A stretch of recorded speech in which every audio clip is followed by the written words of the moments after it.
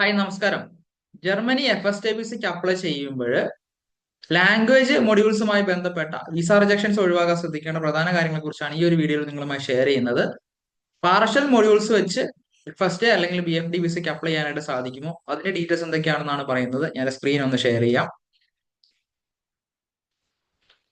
നമുക്ക് German കോൺസുലേറ്റിന്റെ official വെബ്സൈറ്റിൽ നോക്കാം. India.diplo.de ഇതാണ് ഈ വെബ്സൈറ്റ് വരുന്നത്. വെബ്സൈറ്റിലേക്ക് പോയതിനു ശേഷം സർവീസസ് കൊടുക്കുക.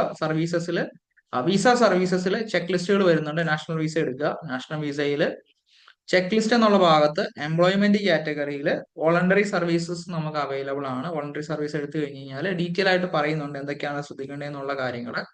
ഇതില് നമുക്ക് ഈ ഒരു പോർഷനിൽ പറയുന്നുണ്ട്, ലാംഗ്വേജിന്റെ ഡീറ്റെയിൽസ് പറയുന്നുണ്ട്.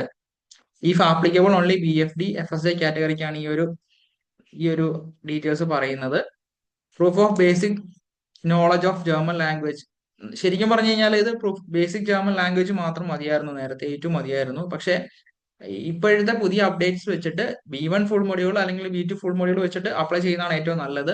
ഇനി നിങ്ങൾക്ക് ഫുൾ മൊഡ്യൂൾസ് ഇല്ല, പാർഷ്യൽ മൊഡ്യൂൾസ് ആണെന്നുണ്ടെങ്കിൽ അതിന്റെ എംപ്ലോയർ സൈഡിൽ നിന്നുള്ള ലെറ്റർ മതി. Return confirmation by the assignment location or provider starting that you are not required to have German language skills.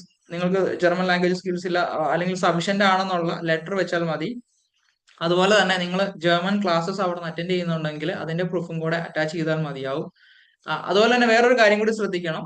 ഈ ലാംഗ്വേജ് മൊഡ്യൂൾസ് 1 ഇയറിൽ കൂടുതൽ വാലിഡിറ്റി ആയിട്ടുണ്ടെങ്കിൽ അതിന്റെ ലെറ്ററും കൂടെ നിങ്ങൾ ഈ കൊടുക്കുന്ന ഡോക്യുമെന്റിന്റെ കൂടുതൽ അറ്റാച്ച് ചെയ്ത് കഴിഞ്ഞാൽ ജർമ്മനി FST BFD കാറ്റഗറിക്ക് ലാംഗ്വേജുമായി ബന്ധപ്പെട്ട വിസ റിജക്ഷൻസ് ഒഴിവാക്കാവുന്നതാണ്.